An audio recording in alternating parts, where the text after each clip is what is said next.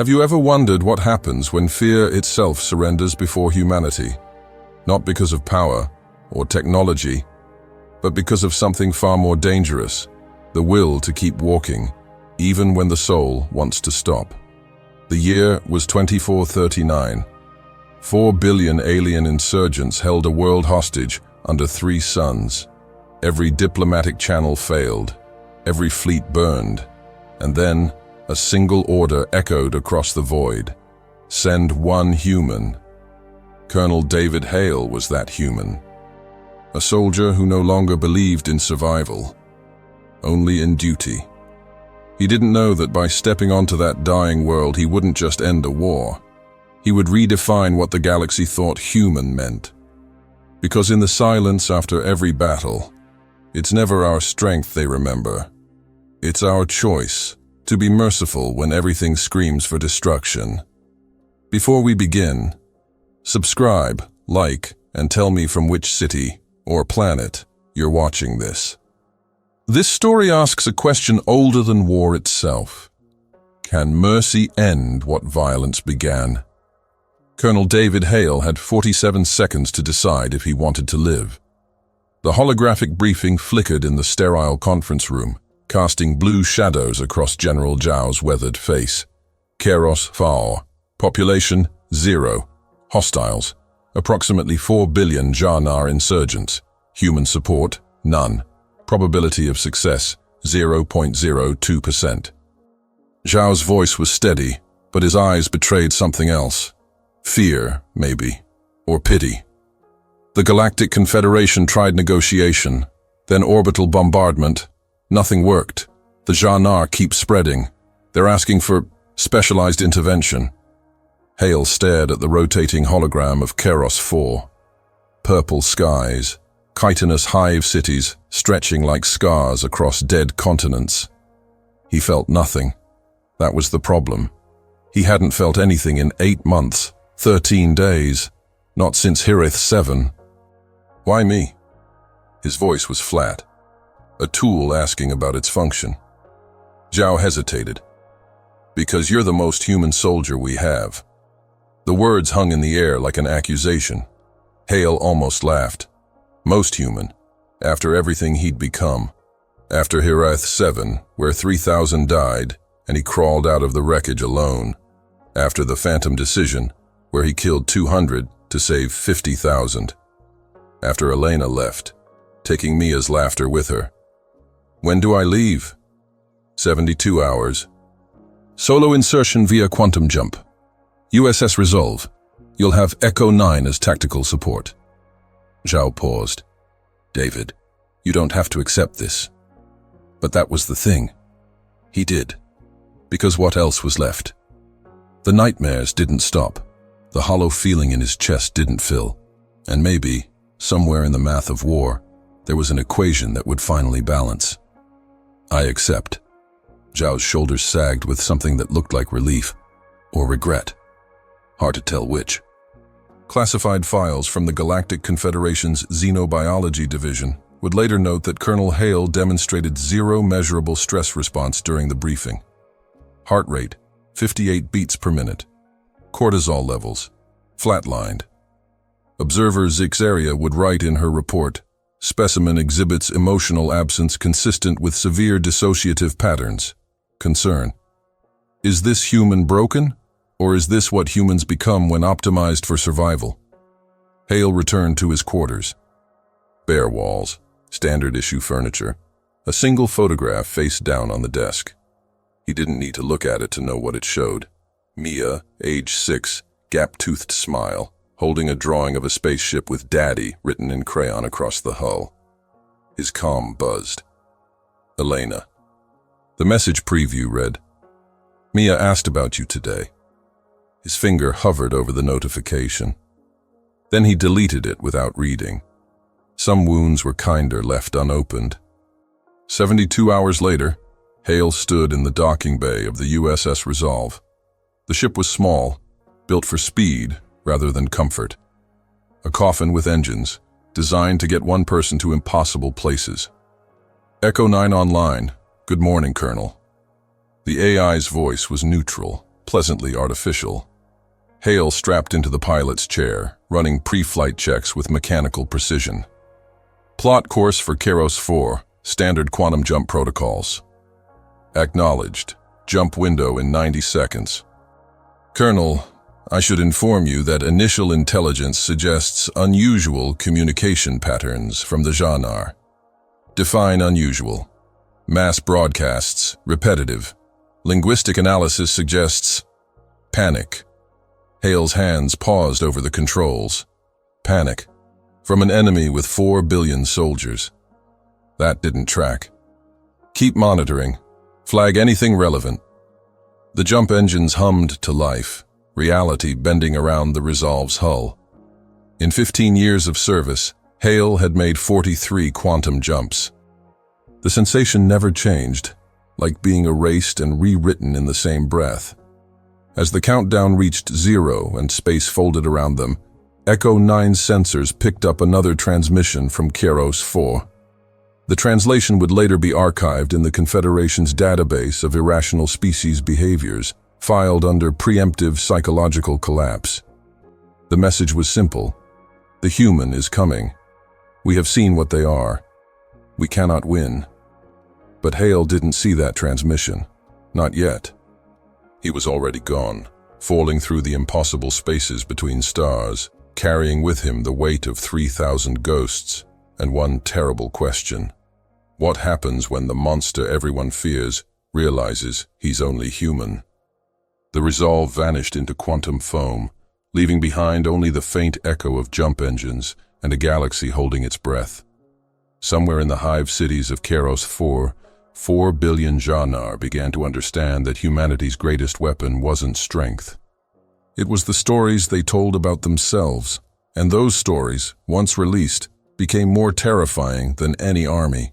Because humans didn't just fight wars, they haunted them.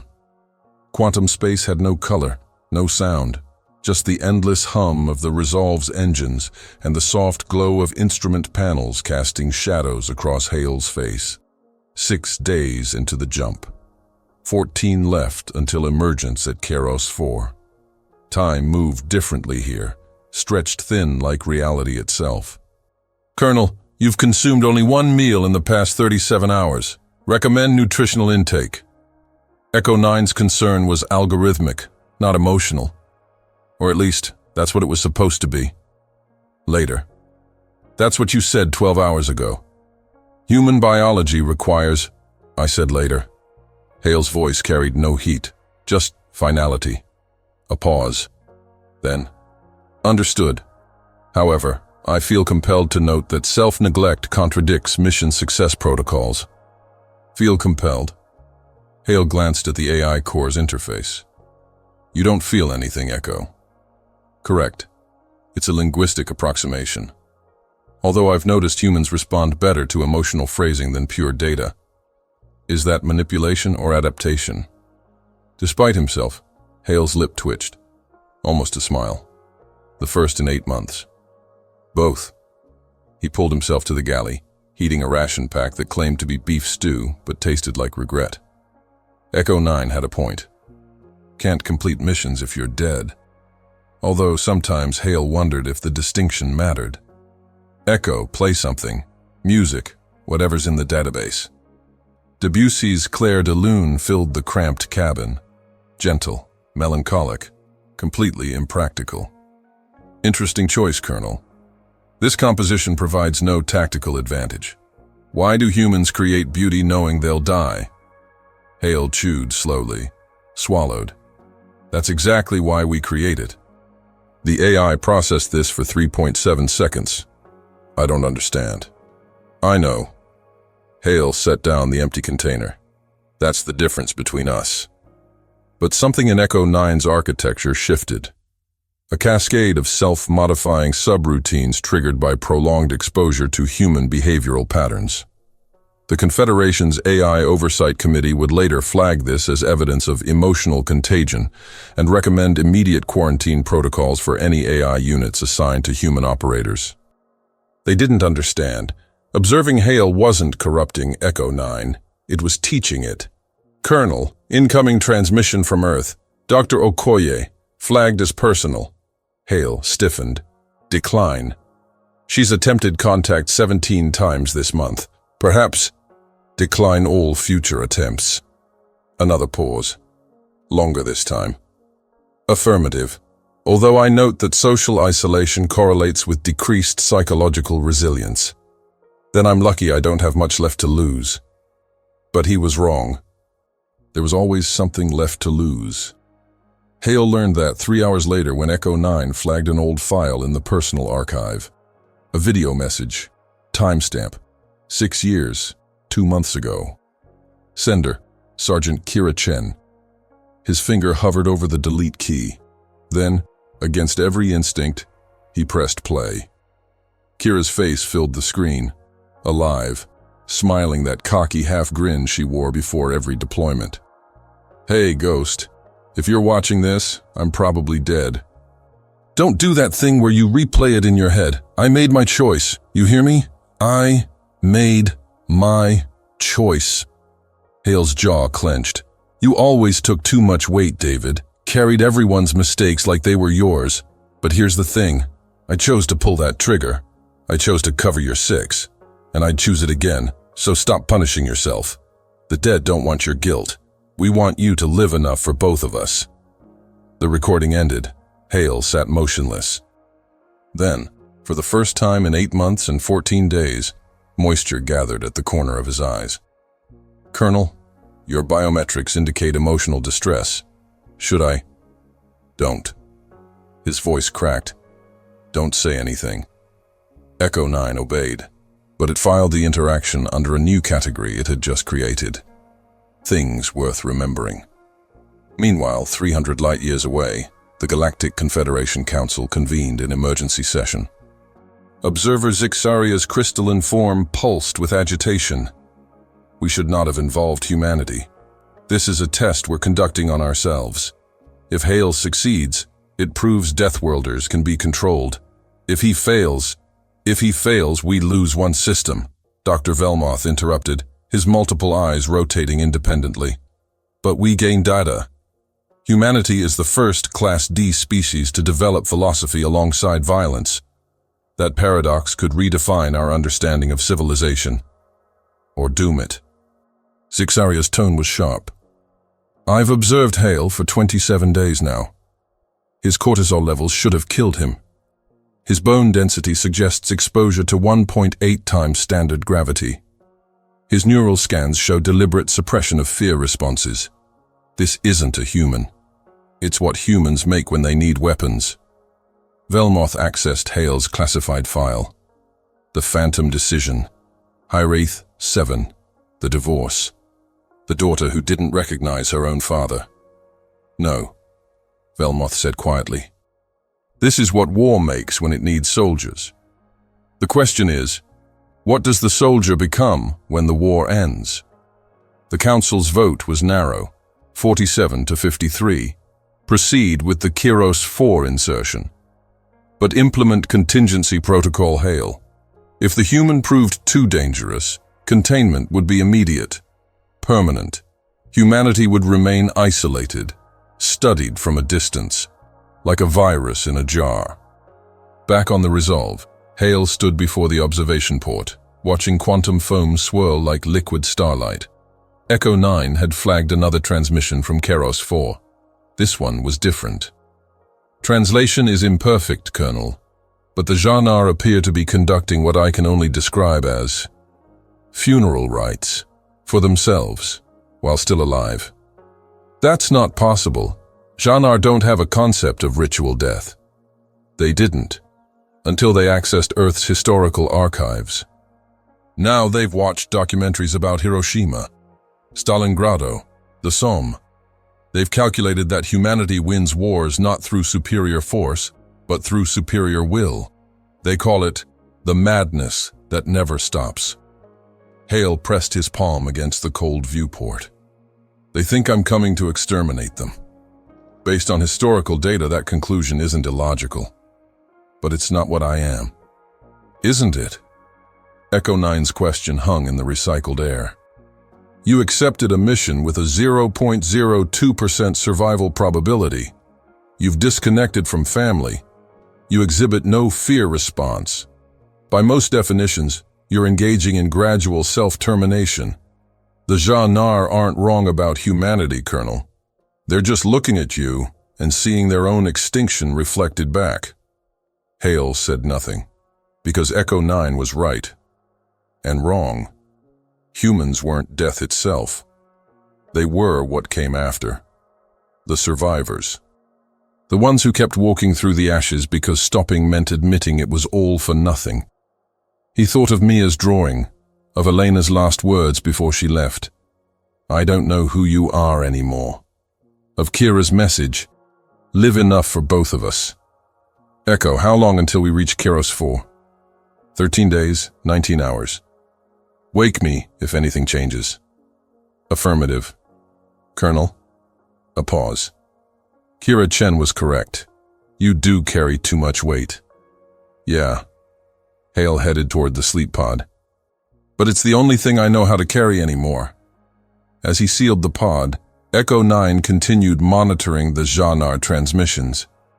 The messages were growing more desperate, more final. The last one before Hale woke 13 days later would simply say, "He arrives tomorrow. May the void be kinder than the human." And somewhere in the quantum foam between stars, David Hale dreamed of ghosts who told him to stop dying with them. The resolve dropped out of quantum space like a stone falling into still water. Hale's hands moved through post-jump protocols on autopilot. Sensor sweep, navigation check, weapons systems online, everything running nominal. Except for one impossible detail. Echo, confirm sensor readings. Confirmed, Colonel. 0 active hostiles, 0 defensive emplacements, 0 radar signatures. Keros 4 is broadcasting a single repeating message on all frequencies. Translation. A pause. Then, Echo 9's voice, carefully neutral. We surrender. Please be merciful. Hale stared at the tactical display. 4 billion life signs. No weapons fire. No movement. The planet hung below him like a corpse, purple-gray continents wrapped in the sickly green glow of bioluminescent hive cities. This is wrong. His finger hovered over the weapons console. Every instinct screamed trap. Run deep scan, check for cloaked ships, underground batteries, anything. 3 minutes of silence. Then, negative, Colonel. No hidden threats detected. The Jah-Nar have withdrawn to their deepest hive structures. They're waiting. For what? For you. The words hit like a punch. Hale had prepared for combat, for blood, for the clean mathematics of violence where every death had a reason. But this? Victory without battle felt like cheating or damnation. Take us down. Primary hive city coordinates. The resolve descended through Keros 4's atmosphere. Hale watched the surface resolve into details. Collapsed transit tunnels, abandoned weapons platforms, streets empty of the chittering millions that should have filled them. The war had ended. He just wasn't sure who'd lost. The landing was smooth. Too smooth. No ground fire, no ambushes. Just silence thick enough to choke on. Hale suited up, checking seals twice. The planet's atmosphere was technically breathable for humans, but the radiation levels would kill most species within hours. For Hale, raised on a death world that tried to murder its children daily, it was just another Tuesday. Medical scans conducted by Dr. Velmoth 3 months later would document this exposure. Hale's cellular regeneration rate increased by 37% during his time on Keros 4. His body didn't just survive the radiation. It adapted, thrived. The report's conclusion would be stark. Tyrannos demonstrate biological flexibility that defies evolutionary logic. They don't conquer hostile environments, they become them. The airlock hissed open.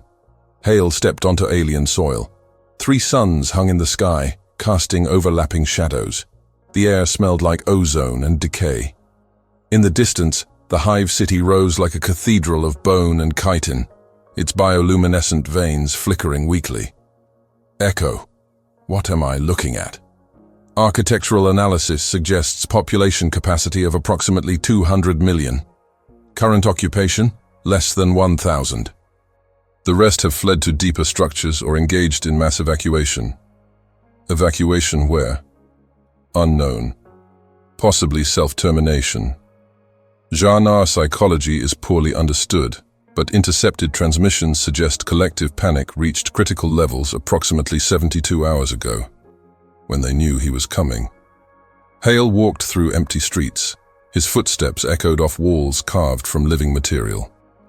Every building told a story, hastily abandoned, belongings scattered, doors left open in flight. It looked like rapture, or plague. He found the first Ja'nar body near what might have been a market square. The insectoid creature had collapsed mid-stride, its 6 limbs curled inward. No wounds, no signs of violence. Echo 9's scanners detected elevated stress hormones and cardiac failure. It died of fear, Hale said quietly. Technically, coronary arrest induced by prolonged psychological distress. But yes, fear killed it. Hale knelt beside the body. The Ja'nar's compound eyes were dull, but they'd been open when it died, looking up, watching for something that never came. This isn't victory. His voice was hollow. This is genocide by reputation. He stood, continued deeper into the hive city. Every street the same story: abandonment, panic, death without violence. The Confederation wanted him to assess the situation, to lead a joint operation. But there was nothing left to lead, nothing left to fight. The realization settled in his chest like lead. He'd won the war by being terrifying enough that the enemy destroyed itself. Hours passed. Hale moved through the alien architecture like a ghost haunting his own legend. Then Echo 9 flagged movement, thermal signature, alive, injured. Hale found the Ja'nar collapsed in an alley, green ichor pooling beneath its carapace. Young, judging by size, probably injured during the panic. It saw him, tried to scuttle backward, failed. Logic said, enemy combatant, potential intelligence asset, secure and extract. But Hale saw something else. The way the Ja'nar's antennae trembled, the rapid clicking that might have been breathing or prayer, the fear that made the alien's whole body shake. He recognized it. That fear. He'd seen it in mirrors. Hale lowered his weapon, pulled out a medical kit. The Ja'nar made a sound between a wheeze and a scream. Easy. Hale's voice was surprisingly gentle. I'm not going to hurt you. He worked quickly. Foam sealant for the wound, analgesic broad spectrum enough to work across species. The Ja'nar watched him with compound eyes that reflected his helmet in 1,000 fractured images. When he finished, Hale stepped back, gave the alien space to flee. It didn't move. Instead, it reached into a thoracic pouch and pulled out something that glowed with soft blue light. A memory crystal. Ja'nar cultural databases classified these as ancestral records, worth more than life itself. The alien placed it at Hale's feet, then fled into the darkness. Echo 9 spoke softly. According to Ja'nar customs, that was the highest honor, a gift given to those who show mercy when death is expected. Hale picked up the crystal. It was warm, still humming with stored data. They thought I was a monster. You are a monster, Colonel, by most galactic definitions. Death worlder, predator species, 2.3 times more dense bone structure than standard humanoids, able to function on minimal sleep, emotional paradoxes that confuse every analysis protocol. A pause. But monsters, apparently, can choose not to be monstrous. That's the part they never calculated. The 3 suns began to set, painting the sky in shades of purple and gold. Hale stood in the ruins of a war that ended before he arrived, holding proof that sometimes the scariest thing isn't what you'll do. It's what you might choose not to do. He walked to the edge of the city and just watched. the sunset. The alien beauty of a world that wanted him dead, but couldn't help being breathtaking. Echo 9 noted the moment. "Colonel, this serves no tactical purpose." "I know," Hale said. "That's the point." He thought about coffee, about Mia's drawings, About Kira saying I made my choice.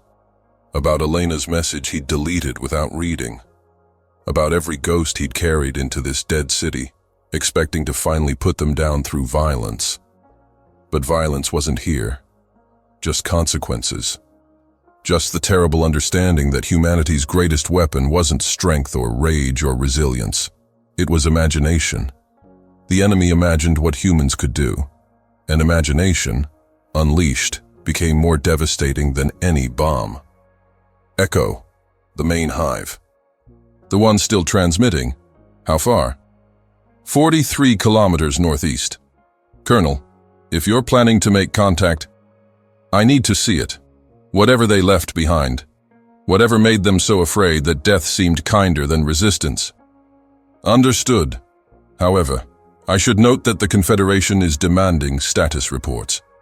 General Zhao has sent 14 urgent requests. Tell them, Hale started walking. Tell them the war's over. Humanity won. Now we get to live with what that means. The trek took 6 hours. The landscape was alien but not hostile. Strange vegetation, crystalline formations, the distant call of something that might have been wildlife or wind. Kiros 4 was beautiful. That made it worse somehow. Because the Ja'nar hadn't just lost their world. They'd lost it without even knowing if the monster was real. They'd surrendered to a myth, to the idea of humanity. And in doing so, proved something Hale had tried very hard not to think about. That maybe they were right to be afraid, not of what he'd do, but of what humans were capable of imagining themselves doing. And that capability, that willingness to stare into the abyss and calculate exactly how to weaponize it, might be the most terrifying thing in the galaxy. The main hive city appeared on the horizon, larger, darker, still pulsing with faint bioluminescence.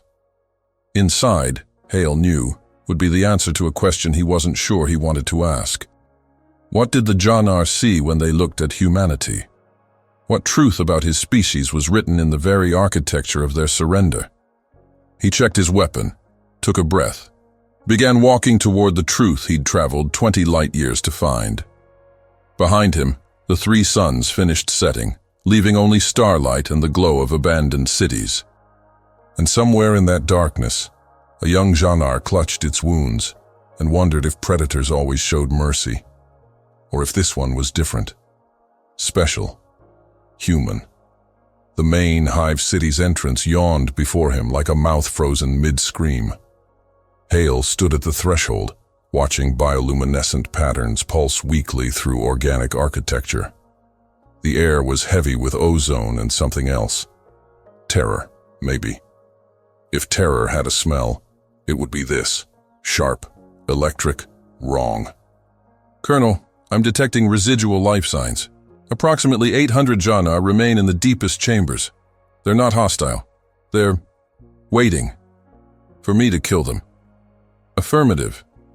Hale stepped inside. The corridor was vast, carved from living chitin that still carried warmth. His footsteps echoed. Each sound felt like desecration, like he was walking through a cathedral after the congregation had fled. Walls bore scratches, frantic markings. Echo 9 translated what it could.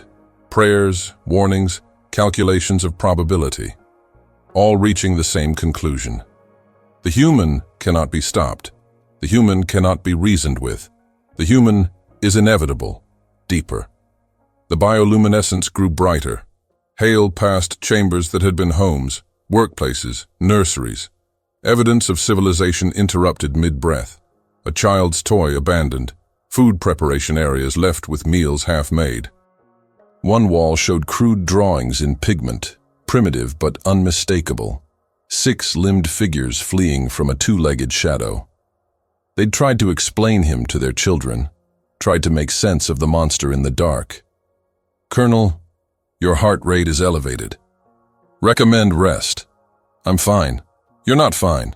Your biometric readings suggest I said I'm fine. But his hands shook. Just slightly. Just enough. The central chamber opened before him. Massive. Empty, except for one wall that glowed brighter than the rest. Hale approached slowly, like walking toward judgment itself. And there, carved in bioluminescent script 3 meters tall, was the message that would later be archived by the Galactic Confederation as evidence of psychological collapse in advanced species upon first contact with humanity. We saw the history of your species. You are the true end of worlds, not by force, but by the will that never dies. Hale stopped, read it again. Felt something crack inside his chest. His hand reached up, trembling, and removed his helmet. The atmosphere burned his lungs. The radiation tingled on his skin. He didn't care. They didn't even know me. His voice broke. They saw what humans are and decided extinction was better than resistance. A single tear tracked down his face. The first in 8 months, 16 days. Not a tear of sadness. Of rage, maybe. Or grief for something he couldn't name. Is this what I am, Echo? Is this what we are? We don't even have to kill anymore. We just have to exist, and species collapse from the weight of imagining us. Colonel, your emotional distress is, I don't want analysis. The shout echoed, came back empty. I need to understand. Kira died fighting. Elena left because I became empty. Mia doesn't know her own father, and for what? So I could come here and win a war by being scary. That's not victory. That's not even war. It's just horror. Silence. Then Echo 9 spoke, and something in its voice had changed. Subtle, but there. Colonel, David, I've observed you for 21 days now. At first I thought I was studying human dysfunction, an optimized weapon breaking down. But I was wrong. Hale sank to his knees before the inscription, not in worship, but exhaustion. You're not broken, Echo continued. You're carrying weight that would crush most species. The phantom decision. Heareth 7. Every ghost of every person you couldn't save. You think that makes you a monster. But monsters don't cry in empty rooms. Monsters don't save enemy combatants. Monsters don't listen to Debussy and ask why humans create beauty while dying. Then what am I? Human. Just human. And I think that's what terrifies them. Because humans aren't special for being strong or violent or resilient. Every species has strength. But only humans carry the weight of their own choices like it's the only thing worth carrying. You chose to be empty so others could be full. Chose to carry ghosts so the living could fly. And that choice, that willingness to sacrifice self for something beyond self, is what makes you impossible to defeat. Hale looked up at the glowing words, at the story of humanity written in fear and awe. I came here to end a war. His voice was barely a whisper, but they'd already ended it, by imagining the worst of us. And maybe they weren't wrong. No, Colonel. They saw the worst, but they missed the best. Echo 9's words came carefully, like a machine learning to comfort. They saw Hiroshima, but not the doctors who treated radiation victims for free.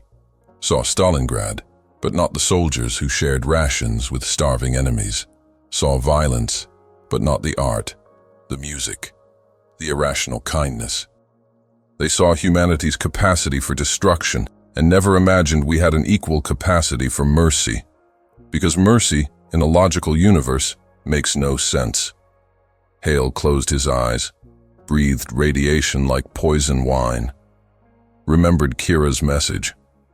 Live enough for both of us. Remembered Elena's question Mia had drawn. Is Daddy a hero? Remembered the young Janar leaving an ancestral gift at his feet. When he opened his eyes, they were clear. Decided.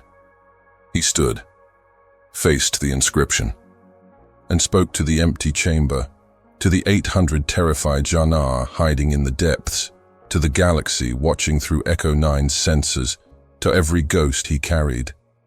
Maybe it's better if you never know what we really are. Pause, breath, truth. Because we're not the monsters you imagine, not heroes you need. We're survivors from a world that tried to kill us every single day.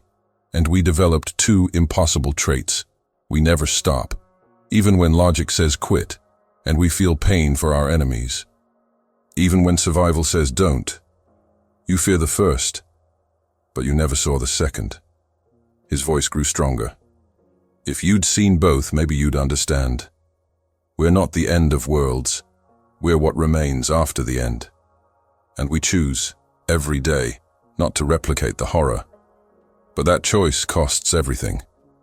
Kira understood that. Elena couldn't. Mia won't until she's older. And me. His hand touched the wall, warm, living, afraid. I'm tired of being the monster, so I'm making a choice. My choice. He activated his calm. General Zhao's face appeared, haggard with worry. Colonel Hale, report. The Confederation is demanding. The war's over, General. Keros IV is pacified. Tell the Confederation they got what they wanted. A victory without casualties. A perfect win. Then return immediately for debriefing. Negative. Hale's voice was calm, final. I'm staying. That's not protocol. I'm making it protocol. USS Resolve will return on autopilot. Echo 9 has all necessary data. Mission accomplished. Zhao's expression shifted. Understanding dawning, horror following. David, you can't. I can. This is my choice, General. First one I've made in years that's actually mine. He almost smiled. Tell Elena. Tell her I finally figured out what I was carrying. And tell Mia her daddy really was trying to save people. Even if he had to save himself last. He cut the comm. Turned to Echo 9's core interface. You're going to protest. No, Colonel. I'm going to ask why. Because these people surrendered to a nightmare. The least I can do is prove the nightmare was just human. Flawed, tired, not worth dying of fear over. He removed his military insignia, placed it beneath the inscription, and because I need to prove to myself that monsters can choose to be something else. This will kill you, the radiation, the isolation. I know, but I'll die as David Hale, not the ghost of Hyreth 7, not the phantom decision. Just a soldier who finally chose his own mission. Echo 9 was quiet for a long time. Then, I have observed you for 21 days, and I think this is the most human thing I've seen. Choosing meaning over survival, purpose over preservation. It makes no logical sense, which means it's probably right. Hale pulled out his last ration pack. Terrible coffee. He heated it, drank it, tasted like home. Echo, one more thing. Record this. Make sure it gets archived somewhere they'll find it. He stood before the inscription, looked up at stars visible through cracks in the hive ceiling, and spoke his final log. To whoever finds this, I was Colonel David Hale, Earth, humanity. I came here to end a war and found it already finished, won by fear rather than force. And I realized something. We're not scary because we're violent. Every species can be violent. We're scary because we can be violent and choose not to be. Because we carry the weight of our own choices like sacred things. Because we love irrationally, hope illogically, and believe in impossible things like redemption. His voice softened. Kira Chen taught me that. Elena tried to. Mia will learn it someday. And 800 terrified Janar in the depths below me need to know it. So I'm staying. Not as a monster, just as proof that monsters can choose mercy, even when it costs everything. He looked directly at Echo 9's sensors. Maybe that's what humanity really is, not the end of worlds, but the beginning of the next thing, the choice to be better than we have to be, to carry ghosts until they're light enough to release, to plant trees we'll never sit beneath. A smile, tired, real. And maybe that's enough. The log ended. Hale sealed his suit, walked deeper into the hive. He had 800 apologies to make. 3 months after Colonel David Hale chose to stay on Kiros 4, the USS Resolve drifted into Earth's orbit, carrying only Eco 9 and a ghost. The AI transmitted everything, every log, every biometric reading, every word Hale spoke in his final transmission. The Galactic Confederation convened emergency sessions. Earth's military demanded explanations, and in a small apartment in Seattle, Elena Hale received a package she'd been dreading for 6 years. Dr. Amara Okoye delivered it personally. Sat across from Elena while 9-year-old Mia colored in the next room, drew spaceships with Daddy written in crayon. "He didn't come back," Okoye said gently. Elena's hands trembled. "I know. I've known since he accepted the mission." She looked up, eyes dry but ancient. He was looking for a way to stop carrying ghosts. Did he find it? Okoye opened the package. Inside, Hale's final log, his words, his choice, and a note from Echo 9, written in language the AI had learned from watching humans grieve. "He never stopped loving you. He just forgot how to show it." Until the end, when showing it meant staying away. Elena played the log. Listened to her ex-husband explain why monsters choose mercy. Why carrying weight alone is sometimes the kindest thing. Why he needed to prove humanity wasn't just the sharp edges everyone feared. When it finished, Mia appeared in the doorway. "Was that Daddy?" Elena pulled her daughter close. "Yes, baby." "Is he a hero?" Elena thought about the question. About David empty-eyed at the breakfast table. About the nightmares he'd stopped having because he'd stopped sleeping. About him choosing to die on an alien world to prove that death didn't have to be violent. "No, sweetness." She kissed Mia's hair. "He's human, which is harder, and braver, and more important." Years later, Mia Hale would enlist against her mother's wishes. Would stand before Elena at age 17, wearing determination like armor, and say, "I need to understand what Daddy carried, not to repeat it, to honor it." Elena would watch her daughter leave for basic training, carrying forward a legacy that wasn't about strength or violence, but about choosing every day to be more than your worst fears. The cycle would continue, but different, better, human. 6 light years away, in the chambers of the Galactic Confederation, observer Zixaria argued for containment. "Hale's actions prove humanity is dangerously unpredictable. We must implement quarantine protocols immediately." But Dr. Velmoth had studied the data differently, had watched the biometric readings, the moment Hale cried before the inscription, the choice to stay. The way Echo 9 developed something resembling compassion just from proximity to human grief. "No," Velmoth said quietly. "We don't quarantine them. We learn from them." The vote was narrow, 47 to 53. The Confederation would not isolate Earth. But they would implement what became known as the Hale Protocol. Humans could serve in joint operations, but only individually, never in groups, to protect the galaxy from what coordinated human will might accomplish. It wasn't trust, but it was respect. Fearful, careful respect for a species that could win wars without fighting and then weep over the victory. On Keros IV, a young Jana named Tekshara descended into the depths where 800 of her people had hidden, waiting for death that never came. She found them alive, traumatized, but alive. And in the central chamber, she found an inscription in clumsy Jana script, carved by human hands with human tools. A human was here, not to destroy, to witness, to choose peace when violence would have been easier, to prove that predators can become protectors, that strength exists in mercy, that the true monsters are the ones who never question if they might be wrong. Below it, military insignia from a species Tekshara had been taught to fear, and a data crystal containing Hale's final logs. She watched them all. 3 months of a human breaking down and building himself back different. Not harder, kinder. She saw him save an injured Jana, saw him cry before their words of terror, saw him choose to stay alone, to prove that humanity's greatest weapon wasn't destruction. It was the choice not to destroy. Tekshara emerged from the hive 6 days later and began speaking. First to her hive mates, then to other colonies, then to the entire Janar collective consciousness. Her message was simple and impossibly complex. We surrendered to an idea of humanity, but the humans showed us we'd imagined wrong.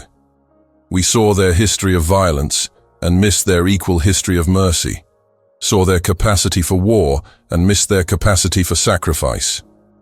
We were so afraid of being killed, we never imagined they might choose to save us instead. She became an advocate for what she called the Hail Doctrine, that strength without violence is wisdom, that predators who choose not to hunt teach more than those who do, that maybe, just maybe, the universe didn't have to be a zero-sum game of extinction. Not everyone believed her, but enough did. And 3 years later, when another conflict erupted between the Confederation and a frontier species, someone suggested trying what they called Hale's approach. Dialogue before bombardment. Understanding before extinction. It worked. Not perfectly. Not always. But 3 times in 2 years, wars ended before they began. Because someone remembered that human who cried over words written in fear, who proved that mercy wasn't weakness. It was the hardest kind of strength. 10 years after Hale stayed on Keros 4, Echo 9 transmitted its final message from the Resolve's backup systems before powering down for permanent archival. The transmission was short, precise, and heartbreakingly human for something that had never been human at all. Colonel David Hale died 9 years, 7 months, 14 days ago. Radiation exposure. Alone but not lonely, as he spent his final months teaching Janar children that humans laugh when scared and cry when happy and create art for no reason except that emptiness demands filling. He taught them that death isn't the opposite of life, but part of it. That carrying ghosts makes you human, not broken. The transmission continued. I was programmed to serve, but observing Hale taught me something no one programmed. That legacy isn't living forever. It's planting seeds knowing you'll never see the forest. Hale planted Keros 4. And the trees are growing. Tekshara's peace movement. The Hale Protocol saving lives through restraint.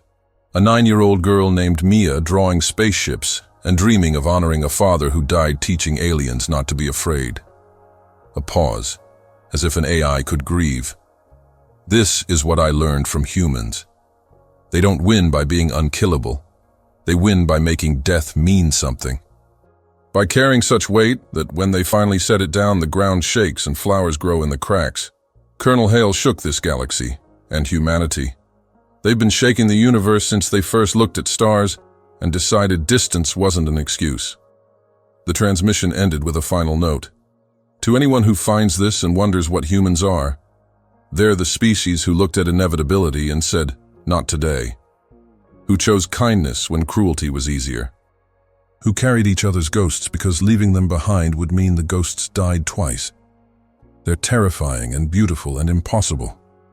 And they're exactly what this cold universe needed. Someone warm enough to melt it. 17 years after David Hale stayed on Keros 4, a Confederation science vessel detected a faint signal from the planet. They investigated, expecting ruins. Instead, they found a memorial. Not built by humans, but by Janar. A statue carved from living chitin, depicting a 2-legged figure kneeling before children of 6-legged species, teaching, protecting, choosing. The plaque, written in both Janar and Standard Galactic, read simply, "Here stayed the human who proved that predators can plant trees, that monsters can choose mercy, that winning without fighting is possible when you're willing to lose everything else." At its base, hundreds of small offerings, memory crystals from Janar families, notes from species who'd heard Tekshara speak, and one weathered photograph protected in a vacuum seal, showing a 6-year-old girl with a gap-toothed smile holding a drawing of a spaceship labeled Daddy. Left by Mia Hale, age 26, captain in the Terran Expeditionary Corps, who'd traveled 20 light years to see where her father chose to become more than his ghosts. She stood before the memorial for 3 hours, then spoke to the empty air, knowing Echo 9's archived consciousness would register the words, "You taught the galaxy something, Dad, but you taught me more. That being human isn't about being fearless or perfect or even good. It's about choosing, every day, to carry the weight that matters, to plant trees, to believe that maybe tomorrow doesn't have to be like yesterday." She saluted, not the military gesture, but a daughter's farewell to a father who'd finally found peace by giving it to others. "I'm planting my own trees now. Thank you for showing me how." And somewhere in the data archives of 1,000 worlds, in the growing peace between species who once feared each other, in the children who learned that different doesn't mean enemy, in every moment someone chose dialogue over destruction, Colonel David Hale's forest grew, not despite his death, because of how he chose to live it. That night, Mia returned to her ship and sent a message to Earth, to her mother, to the planet of Deathworlders who'd somehow become the galaxy's most unexpected teachers. The message was simple. They remember him, not as a monster, as the human who stayed, who proved we're not the end of worlds, just the beginning of the next thing, the better thing. And Mom, I finally understand what he was trying to tell us. That love isn't staying. Sometimes it's leaving. Sometimes it's carrying weight alone so others can fly. Sometimes it's dying on an alien world to prove that death can plant gardens. She closed with words that would be quoted at peace conferences for the next century. Humanity, fuck yeah. Not because we're unkillable, but because we choose what to do with the time we have. And sometimes the bravest choice is teaching monsters that they don't have to be monstrous, starting with ourselves. Elena Hale, now 62, read the message in her Seattle apartment. And for the first time in 17 years, she smiled at a photograph of David. Not sad, not angry, just grateful that somewhere in all that darkness he carried, he'd found one last light, and it lit up the galaxy. In a universe built on fear and domination, one man proved that humanity's strength was never about conquest. It was about the unbearable weight of conscience, and the choice to carry it anyway. Mercy wasn't our weakness, it was our rebellion. And maybe, in the end, that's what it means to be human, to stand in the ruins of what we could destroy and decide to build instead. What do you think makes us truly human, our power or our restraint? Would you have stayed, like Hale did, to prove that mercy matters more than survival? When the universe trembles before us, will we still choose kindness? If this story reached something in you, write the word mercy in the comments to show you carried it to the end. Tell me, from which city or which world are you watching? Subscribe. If you believe stories like this remind us of what we can still become. Like, share, and join the next chapter. Because every act of mercy is how humanity writes its legacy among the stars.